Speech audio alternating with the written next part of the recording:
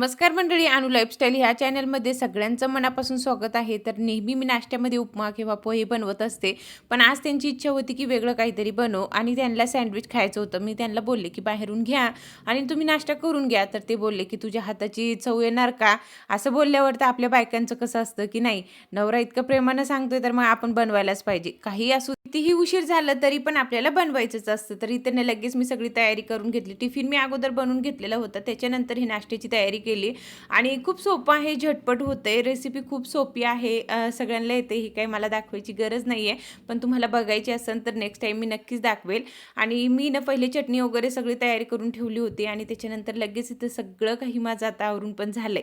आणि मला फक्त त्यांच्यासाठी 2च बनवायची होती. नंतर आहे ना 2 मायलेकांसाठी आम्ही नंतर बनवणार होतो. आता एवढ्या सकाळी मला हे काही सगळे नाश्ते जात नाही. म्हणजे जर जास्त मी तेलकट तर खातच नाही, पण एखाद्या वेळेस खाल्लं ना तर मग मी थोडं लेट खात असते. सकाळचा चहा वगैरे घेते मी, म्हणून म्हटलं नको आहे मला.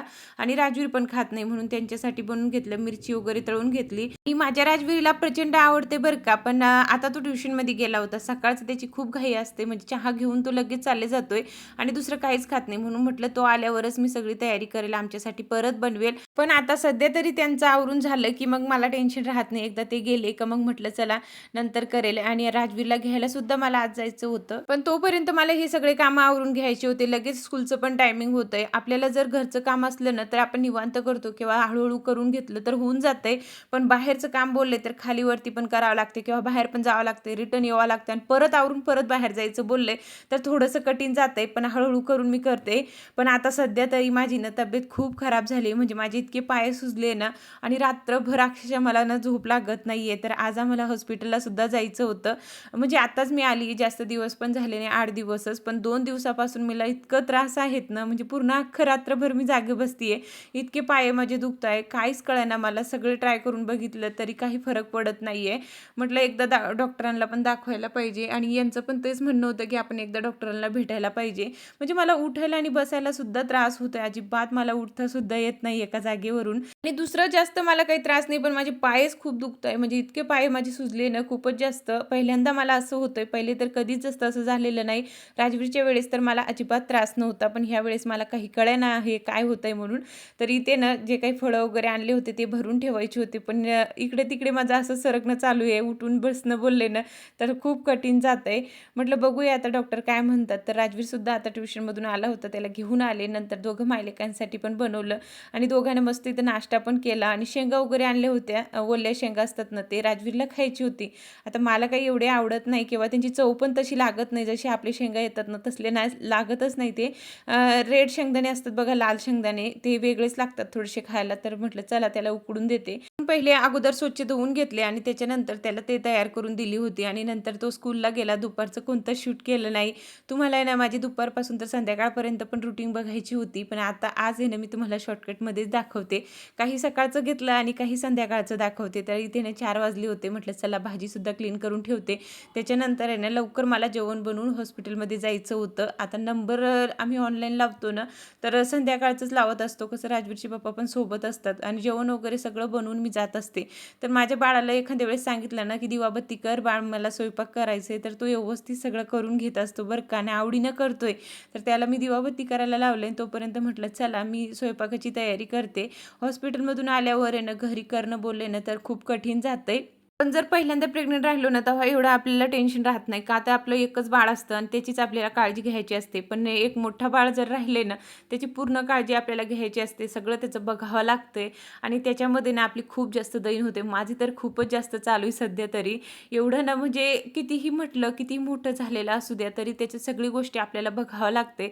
आणि हे माझं ना खूप कठीण वेळ चालू आहे. एक तर 8वा महिना लागलाय आणि वरून आहे ना यांचं वेगळं त्रास आणि राजवीरचं पण सगळी गोष्टी मला बघावं लागतात, सगळं ए टू झेड. आणि मग आपण जर नाही केलं तर तो तसंच राहून जाते आणि ते काही मला अजिबात जमत नाही. म्हणून सगळ्या गोष्टी बुक्स वगैरे सगळं व्यवस्थित ठेवावं लागतं. तेव्हाच घर पण नीटनेटकं राहतंय आणि त्याची वस्तू पण एका जागेवर राहते आणि जेव्हा त्याला पाहिजे तेव्हा भेटते पण. तरी ते म्हटलं चला लगेच मी स्वयंपाक सुद्धा करून घेते. वरण वगैरे अगोदर मी लावलं होतं. म्हटलं चला पालक वगैरे कट करून घेते. पालकची भाजीच मला करायची होती. अगोदर आहे ना चपात्या बनवून घेतल्यानंतर भाजी सुद्धा करेल आणि ते आले की त्यांच्यासाठी त्यांच्यासाठी चहा वगैरे पण चालतं माझं, म्हणून अगोदर मी चपात्या नेहमी बनवत असते. तर व्हिडिओ घेण्याच्या नादात आहे ना थोडीशी चपाती पण माझ्याकडून करपली आहे. कधी-कधी होतंय म्हणजे आपल्याला इतकं पण सोपं नाही आहे म्हणजे व्हिडिओ बनवणं किंवा शूट करणं किंवा अपलोड करणं. माझ्यासाठी तर हे सगळ्या गोष्टी ना आता थोडेसे अवघडच झाले. म्हणजे राजवीरला पण सांभाळावं लागते किंवा घरचे कामं पण, YouTubeचं पण बघावं लागते. ह्या गोष्टीमध्ये ना मला थोडंसं पण आराम भेटत नाही. दुपारचं मी थोडं मिनटं जरी झोपले ना तर असं वाटते की नाही हे काम होऊन जाईल. एडिटिंग करणं बाकी आहे, व्हिडिओ अपलोड करायचा आहे, शाळेतून राजवीरला आणायचं आहे, स्वयंपाक करायचं आहे, दिवसभर डोक्यात ते असतं आणि वरून आहे ना हे शरीराचा पण त्रास वेगळं. तरी त्यानं डाळ पालक करायची होती तेही करून घेतली आणि त्याच्यानंतर हिनं राजवीरचे पप्पासुद्धा आले होते, त्यांच्यासाठी चहा ठेवला. लगेच आम्ही निघालो आता हॉस्पिटलमध्ये. आता घरचे कामं सगळे आवरून झाले होते. तिथून आल्यावर फक्त मला जेवायचं होतं. म्हणजे हे सगळे कामं आवरून जर गेले तर तिथून आल्यावर मी निवांत असते आणि मला माहिती आहे तिथे खूप जास्त नंबर असतात किंवा खूप जास्त उशीर पण होऊन जाते. म्हणून घरातले सगळे कामं आवरून घेतले होते. राजवीरला पण पाणीपुरी खायची होती. म्हटलं चला आपण पण खाऊया. थोडीशी पाणीपुरी खाल्ली, त्याच्यानंतर हॉस्पिटलमध्ये गेलो. लगेच तिथं आमचा नंबर सुद्धा लागलेला होता आणि जास्त वेळ काही ह्या वेळेस बसायची गरज पडली नाही. नाहीतर नेहमी आम्ही खूप जास्त बसत असतो. तर इथे डॉक्टरांना भेटलो आणि त्याच्यानंतर आहे ना भरपूर अशा काही गोळ्या दिल्या होत्या मला. म्हणजे ह्या 7 महिन्यामध्ये पण इतके गोळ्या दिल्या नसेल तेवढे ह्या वेळेस दिलेले आहेत. का एवढे वाढून दिल्या माहिती नाही. पण मला खूपच जास्त विकनेसपणा येत होता. तर हे सगळ्या गोष्टी आम्ही त्यांना सांगितलं की मला असं होतंय, रात्रभर झोप लागत नाहीये. तर त्यांना भरपूर काही गोळ्या वाढवून दिलेल्या. ते बोलले की थोडे दिवस म्हणजे 4-5 दिवस खाऊन बघ, तुला फरक पडतोय का? फरक पडलं तर मग कंटिन्यू करूया, नाहीतर मग चेंज करून तुला परत देणार. आणि खरं सांगू ना ते ह्या गोळ्यांना आणि ते सिरप दिलंय ना त्यानंच माझं इतकं पोट भरून जातंय तर जेवायची सुद्धा इच्छा राहत नाही. पण हे ना सगळ्या गोष्टी आपल्याला सहन करायचं असतं. आई होणं एवढं सोपं नाही, नेहमी मी तुम्हाला सांगत असते. आणि माझ्यासाठी तर आता खूप कठीण झालंय. पण आता थोडेच दिवस राहिले, 2 महिने काढायचे आहेत. तर म्हटलं ठीक आहे, एवढंच त्रास आपण काढले तर आता एवढं तर आपण काढू शकतो आणि मग सहन तर आपल्याला थोडंफार करावंच लागेल ना. ते ना सगळ्या गोळ्या ना मला व्यवस्थित आता आहे ना जे वरती लागतात ते वरती ठेवायचे होते आणि जे नाही लागत ते व्यवस्थित पिशवीमध्ये भरून परत ठेवून द्यायचे होते. म्हणजे कसं होऊन जातंय की एक काढायला गेली का दुसरं पडतंय आणि मग कसं ते एवढे महागाचे आपण आणतोय तर व्यवस्थित तर खायलाच पाहिजे ना. म्हणून सगळे व्यवस्थित करून ठेवते म्हटलं आणि नंतर जेवायला सुद्धा बसायचं होतं. आणि सिरप वगैरे का दिलंय मला तेच कळेना, पण त्यांचं म्हणणं आहे की म्हणजे विकनेस पण आहेत ना तुला तर ते कमी होईल आणि तुला हा कंटिन्यू करावाच लागेल. प्रोटीन पावडर आणि हा दोघं तुला घ्यावाच लागेल. गोळी जरी नाही घेतली तरी चालेल, पण हे कंटिन्यू करायचं आहे. तर म्हटलं ठीक आहे, आता एवढंच जर आपण करून घेतलंय तर आता थोडंच राहिलंय. तर इथं औषध वगैरे घेतलं, त्याच्यानंतर आहे ना आता जेवण करायचं होतं. काही जेवणाच्या आधीचे होते, काही जेवणाच्या नंतर होत्या. तर सगळ्यांना जेवण वाढलं, सगळ्यांना मस्त इथं जेवण करून घेतलं. आता राहिले होते भांडे घासायचे, म्हटलं चला भांडेसुद्धा घासून घेते. तर एका ताईची मला कमेंट होती की ताई बकेट नको ठेवू तिथे, डायरेक्ट नळाखाली भांडे घासत जा. तर कसं होतं ताई मी तुम्हाला सांगते, आता मी राहते भाड्यानं आणि ह्या नळाला आहे ना म्हणजे खूप कमी पाणी येतंय. म्हणजे बघू शकता तुम्ही तेवढंच असतं त्याला आणि मग एवढ्याशा पाणीमध्ये मी जर भांडे घासायला बसले ना तर 1-1.5 तास मला सहज लागेल आणि बाकीचे कामं माझे राहून जाणार. म्हणून मी बकेट ठेवत असते आणि बकेटीत मी डायरेक्ट भांडे धुत नाही, म्हणजे साईडला पाणी घेते आणि मग धुते, जेणेकरून आहे ना माझं वेळसुद्धा वाचते आणि व्यवस्थित माझे भांडेसुद्धा घासून होऊन जातात. आणि मला ना ते नळाचं प्रॉब्लेम थोडा आहे, पण मी काही सांगत बसत नाही की हे होतंय ते होतंय. कसं आहे तसं वेळ काढून घ्यायची. आपल्याला कुठे आयुष्यभर इथे राहायचंय, थोडे दिवस आहे, नंतर आपलं स्वतःचं होणारच. स्वतःचं झाल्यावर आपल्याला पण टेन्शन राहणार नाही, आपण जसं लागलं तसं करू शकतो. तरी ते ना आता सगळे कामं माझे आवरून झाले होते, राहिलं होतं फक्त दूध घ्यायचं. हे न चुकता मी रोज घेत असते. आता सगळे म्हणतात दूध चांगलं असतं म्हणून मी पण घेते.